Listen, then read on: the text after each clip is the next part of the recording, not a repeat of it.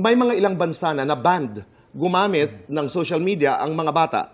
16 and below sa Australia, 15 and below sa France, 16 and below sa Portugal, Malaysia and Indonesia, 16 and below. Sa atin yan ay pinag-uusapan ho talaga.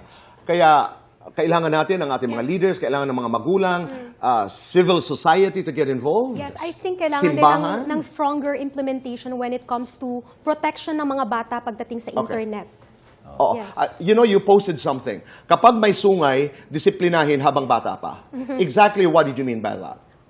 Kapag may nakikita kang mali, huwag mong ikonsinte. Kailangan sabihin mo sa kanya kung ano ang tama at mali. Kaya tayo nandito, to guide them. Yasmin, tanong, alam ba ng bullying bata na bully siya? At alam ba ng mga magulang ng bully na bata na bully ang kanilang anak? Kung ang nanay mismo bully, ano pa ang anak? Okay. Ako dito boy, singit ako dyan. Okay. Yung iba alam nila. Sigurado Pero hindi tayo lahat. dyan. Hindi lahat, alam Okay. nila yan. And sinususugan ko yung sinabi ni Yasmin. Kasi merong iba, kinukonsinti pa. And kahit alam na nila yung bully yung anak nila, gagawin ng lahat, kahit magsinungaling sa lahat, para lang ipagtanggol yung anak nila na nagkamali. But which in the end, kawawa yung anak nila na hindi nila kinorek. Ako naalala ko tuloy ang mga ibang bansa. Ito yung nasabi ko na dito sa ating munting palabas. Halimbawa, in countries like Japan, ang mga bata ay pumupunta sa eskwelahan, I think the first 2-3 years, hindi tinuturoan sumulat ng pangalan.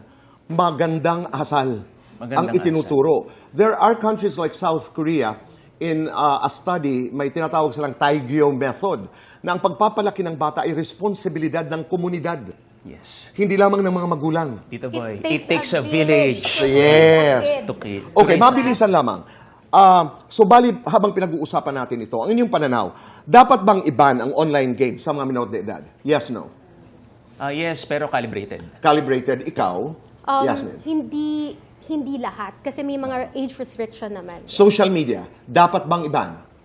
Sumunod sa age restriction ng ng apps. Okay. Yeah, agree. Pabor ba kayo na babaan ang age of criminal liability? From 15 to whatever age?